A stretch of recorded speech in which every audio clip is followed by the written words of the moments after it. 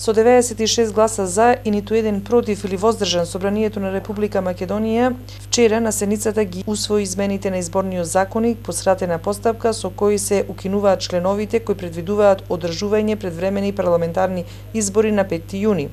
Со измените, предложени од Талит Џафери од ДУИ, не се предвидува нов датум за одржување избори.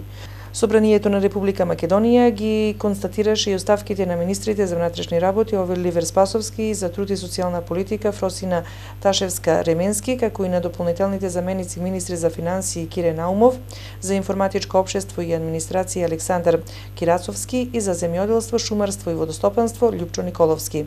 Пратениците на предлог на премиерот за спроведување на предвремени избори Емил Димитриев за нови членови на владата ги избра Митко Чавков за внатрешни работи и Диме Спасов за труд и социјална политика.